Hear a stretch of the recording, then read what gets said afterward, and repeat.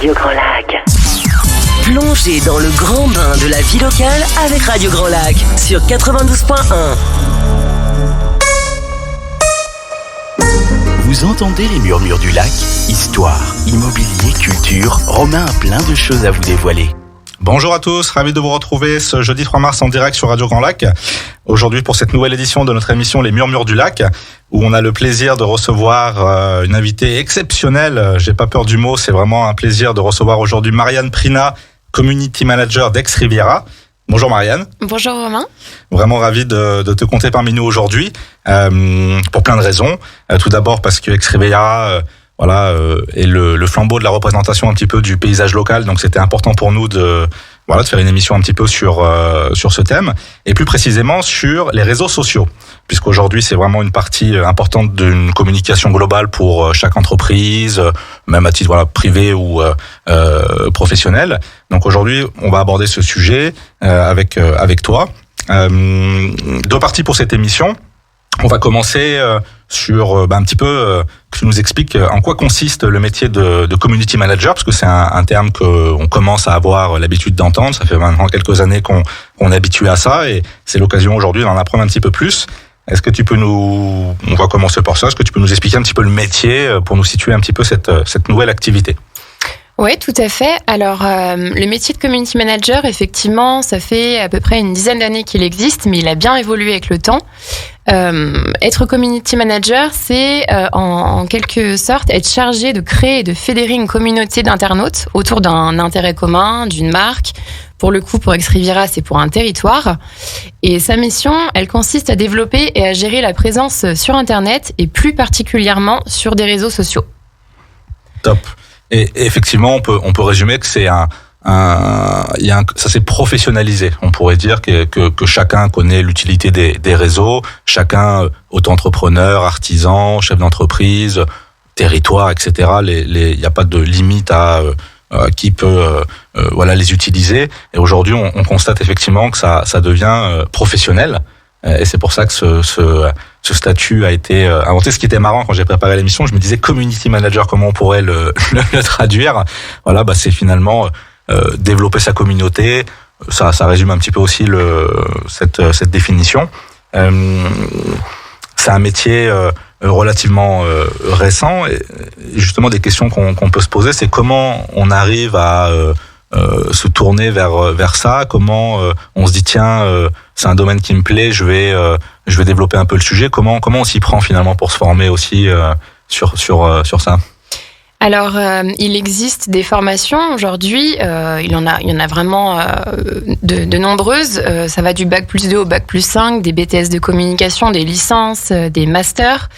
Il y a vraiment plusieurs formations qui existent. Après, on peut aussi arriver community manager un peu sur le tas. Pour le coup, c'est un peu mon exemple à moi. Mais c'est vrai que c'est vraiment, comme tu le disais, un métier qui est plutôt récent, mais qui a bien évolué et qui demande quand même beaucoup de compétences pour exercer ce métier, qui sont plus vastes et plus diffuses qu'auparavant. Ça passe par de la création de contenu sur le terrain, aller prendre des photos, des vidéos, il y a du montage. Il faut bien entendu gérer une communauté, community manager, sur les réseaux. Donc pour le coup, nous, on est en majeure partie sur Facebook et sur Instagram. Ça veut dire par là répondre à des messages, répondre aux internautes, créer des stories, repartager les mentions, faire attention à ce qu'on dit sur nous aussi. Il y a une vision qui est quand même plus large aussi, plus stratégique. On travaille une ligne éditoriale, un calendrier éditorial. Ça veut dire par là réfléchir au futur contenu, puisqu'on poste tous les jours, 365 jours par an. Donc voilà, il faut réfléchir à qu'est-ce qu'on va mettre, qu'est-ce qu'on va dire. Il faut aussi être capable d'analyser les retombées, quels posts ont bien marché, pourquoi, comment, qu'est-ce que les gens veulent voir derrière notre compte.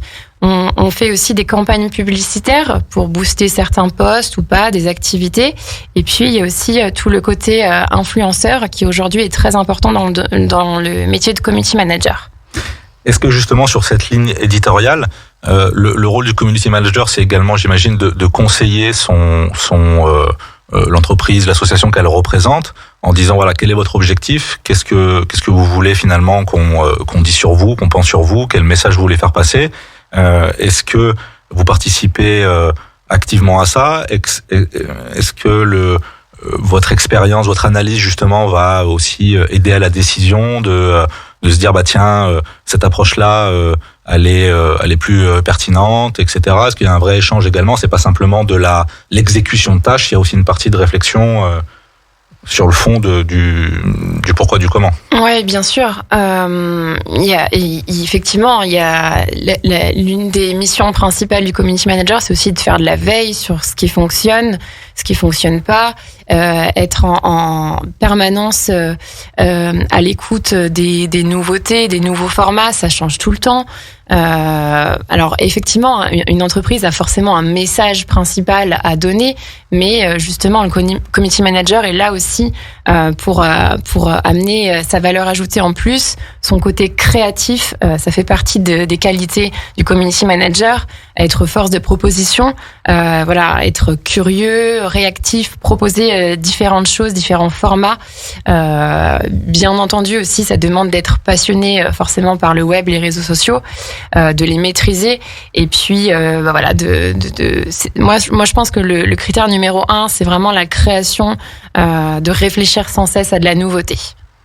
Et puis comme tu le disais, donc maîtriser ses réseaux sociaux, c'est aussi justement c'est comme tout outil qui est, je dirais, simple dans une première approche. On se dit bah voilà, on ouvre un compte, on poste une photo, le plus dur est fait. Et finalement non, il y a vraiment pour que le compte se développe, soit visible, que les retombées soient palpables. Il y a justement ce travail de comprendre, en plus les algorithmes, Facebook, Insta, pas dire que c'est compliqué, mais si, c'est quand même assez compliqué. Ils changent de stratégie. En ce moment, on voit que les formats vidéo, story, etc., ils cherchent vraiment à développer un petit peu ça, donc quelque chose de plus dynamique. Donc on le voit aussi que les entreprises, les community managers poussent justement un petit peu à rendre plus vivant finalement leur communication. Donc c'est d'être attentif à ce qui se passe un petit peu, j'imagine aussi autour. Est-ce que tu vas fouiner un petit peu sur les comptes, est-ce qu'il y a des comptes qui t'inspirent? Est-ce qu'il y a des choses tu dis tiens quand même c'est chouette aussi ce qu'ils font? L'inspiration elle peut te venir de là un petit peu aussi. C'est un milieu de communauté, donc j'imagine qu'il y a un intérêt à réseau social par définition, on échange, donc on s'inspire un peu les uns les autres aussi, j'imagine un petit peu au quotidien. Tout à fait, oui, c'est ce que je te disais, c'est de la veille permanente, mais pas forcément que sur des comptes touristiques, ça va être des influenceurs, vraiment une personne, une marque qui pourrait être, je sais pas, j'ai pas comme ça de choses en tête, mais qui va créer ou un format un peu dynamique, et on va se dire tiens, ça c'est une bonne idée. Après oui, il y a des comptes touristiques très inspirants, je pourrais te citer Savoie Mont Blanc, le compte des Landes, du Morbihan Tourisme qui est top aussi, et même dans l'inspiration des photos, des textes, et puis des formats créatifs, mais voilà, c'est vraiment une veille en permanence pour rechercher toujours de la nouveauté. Ce qui est intéressant, donc moi également, voilà, on essaie bien sûr d'être présent sur ces réseaux, de communiquer, de relayer ce qu'on fait, qui on est, de donner un petit peu un message de fond. Ce que je trouve intéressant aussi, c'est que ça a permis de sortir d'un cadre classique de publicité qui, pour le coup, est coûteux. Tout ce qui est publication papier, sans parler de la télévision, la radio notamment aussi, c'est des budgets qui sont importants. Là, les réseaux sociaux, finalement, permettent aussi à chacun de pouvoir commencer une communication en se disant n'ayez pas de complexe, n'ayez pas peur, avec un budget de quelques dizaines d'euros, quelques centaines d'euros par mois, vous pouvez vraiment exister et vous faire connaître. Et c'est peut-être aussi ça qui a véritablement fait exploser le nombre de comptes professionnels, parce que maintenant on voit que t'as pas Insta, t'as pas Facebook, c'est impossible aujourd'hui presque pour une entreprise ou n'importe quelle communauté d'exister sans ça. Ouais, c'est sûr. Après, là, pour le coup, toi, tu parles directement d'investir de l'argent sur un compte. On n'est pas obligé de commencer par là. on peut le faire aussi de façon naturelle. Et effectivement, aujourd'hui, je pense que c'est vraiment primordial pour une entreprise de passer par les réseaux sociaux. Ils font vraiment partie intégrante de la stratégie de marketing et de com pour une entreprise. Il y a vraiment plein de choses derrière. C'est pas simplement juste un compte réseaux sociaux. Ils vont contribuer, par exemple, à amener des internautes vers d'autres outils de com, vers le site, vers le blog. Ça va permettre de relayer les opérations de com. Ils boostent la visibilité de l'entreprise, sans forcément mettre de l'argent derrière. On peut dialoguer avec ses clients, les fidéliser, attirer même de nouveaux prospects. Les réseaux sociaux sont utilisés aussi comme moteur de recherche. Ils servent, c'est une super manière pour se référencer naturellement. Et puis voilà, ils peuvent jouer aussi sur l'impact de l'image de l'entreprise, la gestion de sa réputation. Un petit mot entre parenthèses justement sur ton parcours, puisque tu le disais en début d'émission, un parcours un petit peu atypique où c'est vrai que on a à peu près le même âge, des gens de notre génération, je suis pas certain que quand on était encore dans nos études à 18 ans, 20 ans, tous ces diplômes existaient, donc finalement on peut un peu te présenter comme une pionnière de gens qui se sont intéressés, formés un peu dans le dur face à ça. Vous savez, la formation pratique, c'est toujours une formation aussi très intéressante, et on est dans le cœur du sujet. Qu'est-ce qui t'a fait basculer dans ce métier, un petit peu un choix, la passion, ça réunissait un petit peu tout ce que tu appréciais, sur quoi tu voulais tendre, et comment ça s'est fait un petit peu? Alors effectivement, moi j'ai plutôt un parcours atypique puisque je n'ai pas de formation en community management, en communication digitale ou en marketing. J'ai fait pas mal de choses. J'ai commencé par un BTS de tourisme, mais vraiment plus sur l'aspect visite. C'était plutôt le tourisme pur. Et puis après, je suis partie sur un BTS de management dans la vente. Donc j'ai travaillé pendant plusieurs années dans la vente en boutique, où je gérais des équipes. Et puis finalement, de fil en aiguille, j'ai décidé de monter mon entreprise. Donc j'ai eu pendant quelques années une boutique en ligne de vêtements, et que je gérais toute seule. Et c'est grâce à cette expérience où j'ai appris finalement le métier de community manager sur le terrain, puisque j'ai dû créer des réseaux sociaux professionnels pour mon entreprise, gérer des campagnes avec les influenceurs, toutes ces petites choses-là qui m'ont fait apprendre le métier, qui était bien entendu déjà une passion puisque j'aime beaucoup les réseaux sociaux. C'est un peu de notre époque. Mais quel est justement un petit peu en fait, finalement, ça t'a donné ça a servi d'introduction, de formation. Ça t'a familiarisé avec le quotidien finalement d'un community manager. Et justement, quel est un petit peu les grandes lignes d'un quotidien? Qu'est-ce que tu fais de tes journées finalement à travers un ordinateur, un téléphone, un pad? C'est vrai qu'aussi ça, c'est plutôt sympa, je pense, comme cadre de boulot, parce que alors peut-être pour certaines fois peut-être trop envahissant, on a du mal à le couper, j'imagine, mais c'est un côté cool de se dire tiens, je peux bosser un peu de partout. Qu'est-ce que tu fais du coup derrière tous ces écrans? Alors c'est vrai que le métier de community manager, on l'associe souvent à un métier plutôt cool, on se dit c'est sympa, mais derrière il y a quand même pas mal de taf, de travail, notamment entretenir les liens avec la communauté en répondant aux messages, aux commentaires. Il faut être présent le plus souvent possible, même le week-end, le soir, réfléchir et préparer aussi aux futurs contenus, comme je le disais tout à l'heure, en travaillant une ligne éditoriale, un calendrier. Il faut planifier les futurs posts, comme je le disais, pour Ex Riviera, c'est 365 jours de posts par an. Donc du coup, j'essaye d'anticiper au maximum, à peu près à 3 semaines d'avance, les posts. Donc tout ça, c'est quand même du travail. Il y a toute la création de contenu sur le terrain. Et puis faire la veille sur les tendances, analyser les performances. C'est vraiment un métier très très complet et qui prend beaucoup de temps. Top.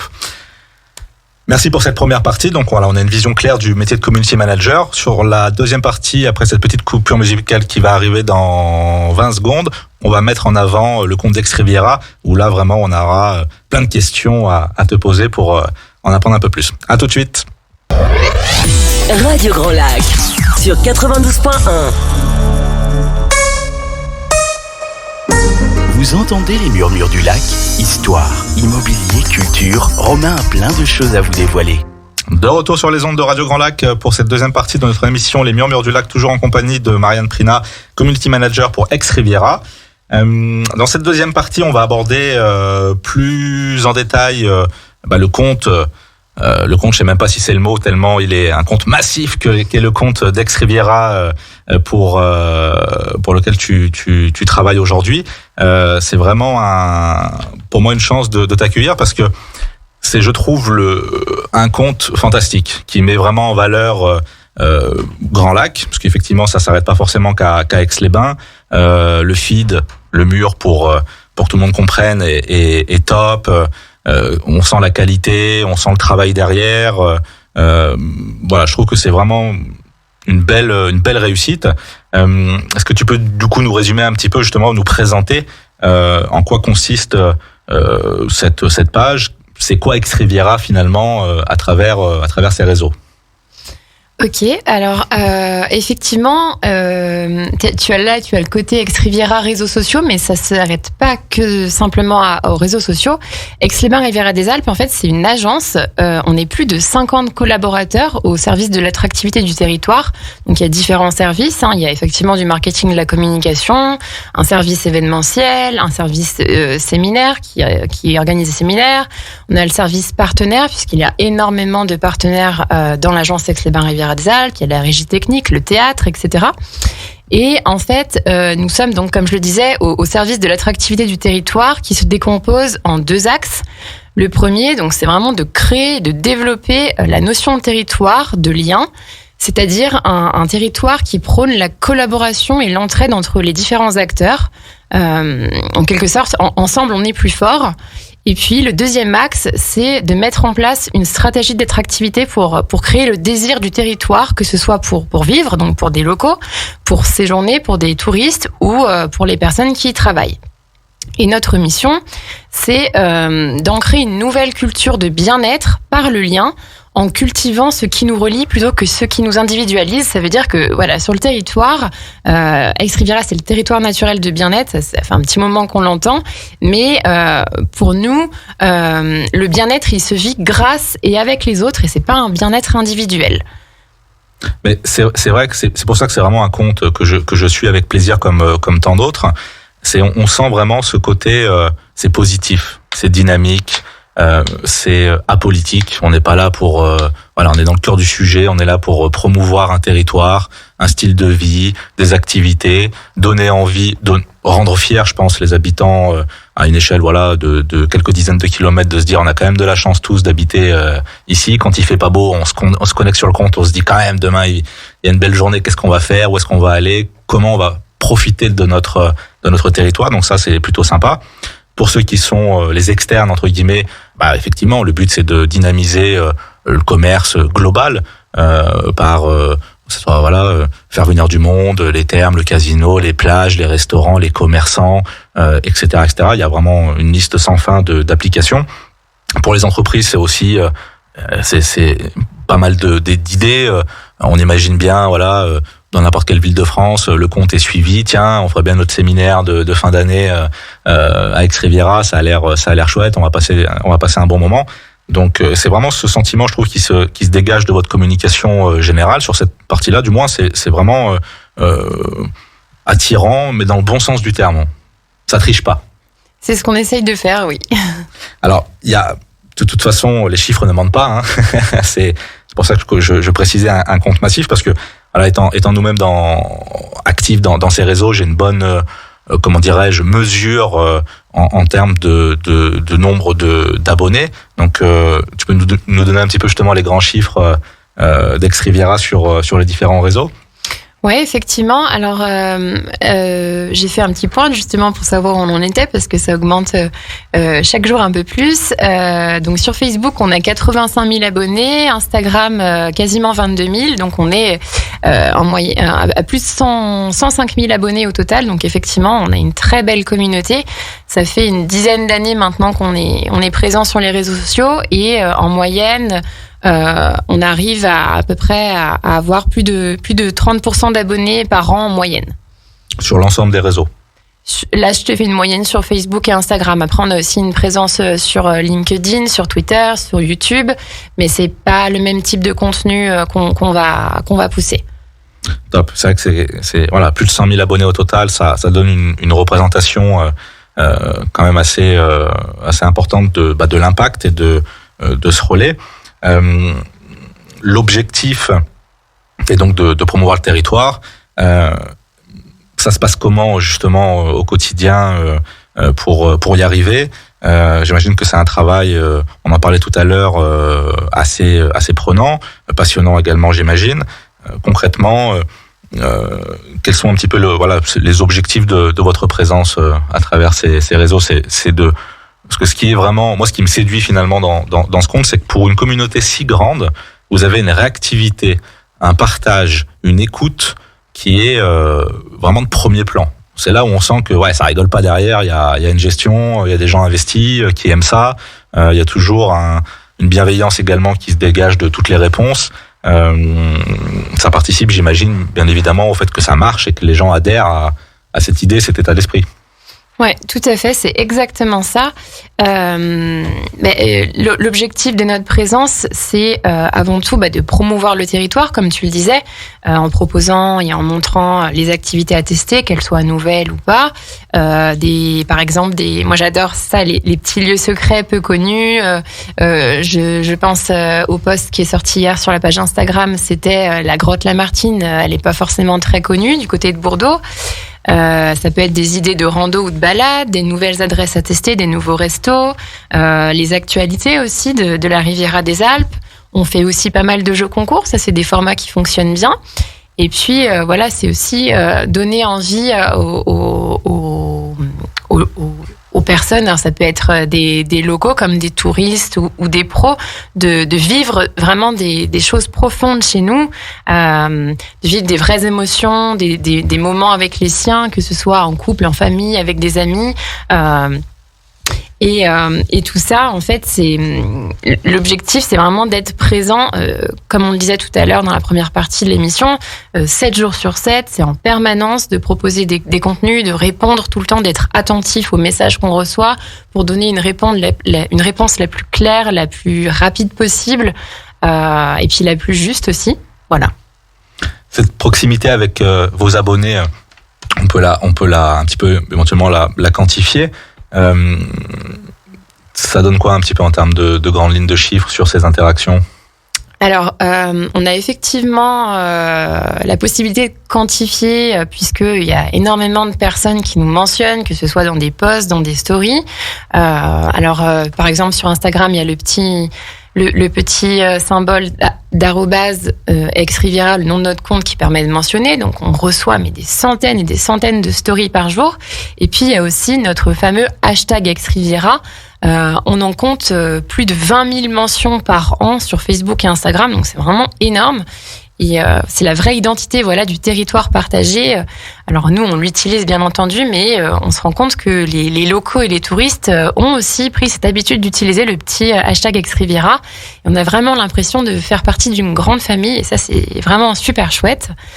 Est-ce qu'il n'y a pas une difficulté justement à choisir, à se dire comment ça se passe un petit peu à ce niveau-là? Parce que ce qui est cool aussi, c'est qu'on voit vraiment un relais divers et varié. On a vraiment l'impression, chacun a sa chance d'être reposté, republié. Et il y a ça aussi, je trouve que c'est vraiment quelque chose qui donne une dimension très humaine à ce compte, qui est très pro, très joli, très mise en avant. Mais vous avez vraiment pas négligé cet aspect essentiel du réseau social, qui est vraiment cet échange, ce partage, et de montrer que chacun peut compter, chacun peut interagir. Et est-ce que c'est comment tu arrives à faire le tri dans des dizaines, centaines de posts? Est-ce que c'est aussi ça prend du temps, j'imagine, à faire tout ça?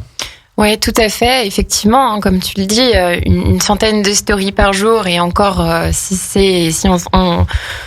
si on est en juillet, août, ça peut monter quasiment au double sur une belle journée aussi. De printemps, par exemple, on peut pas tout repartager. Donc, effectivement, il faut faire un choix. Il y a des choses qui sont vraiment canon. Moi, j'ai mon petit mot, une story waouh, une photo qui vraiment m'en met plein les yeux.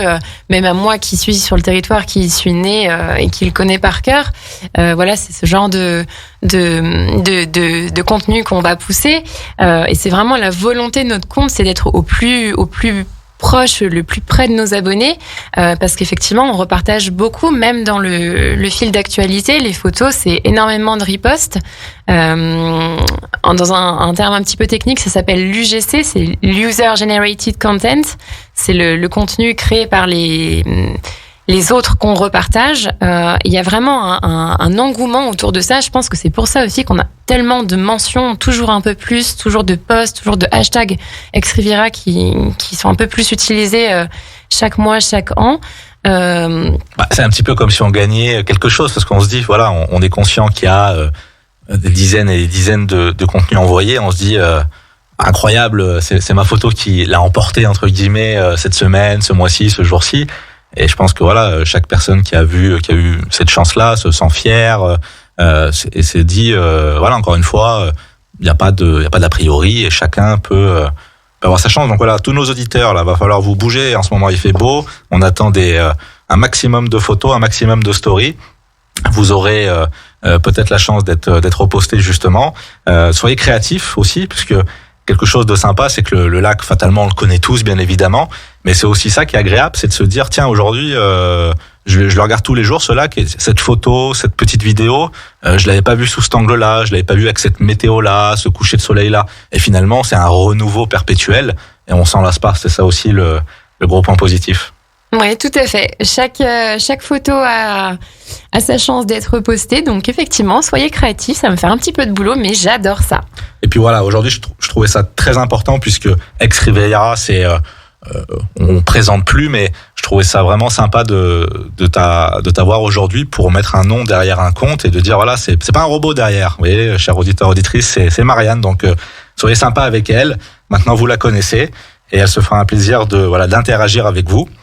Merci, un grand merci pour t'avoir déplacé, parce que là, pendant la demi-heure qu'on a passée, j'imagine que il y a des dizaines de choses qui se sont passées sur ton téléphone qu'il va falloir découvrir, en espérant que tout ça a eu de bonnes réactions positives. Un grand merci, Marianne. Merci à toi, Romain. C'était super chouette de partager ce moment et puis d'expliquer mon quotidien et mon métier. Top. À refaire avec plaisir.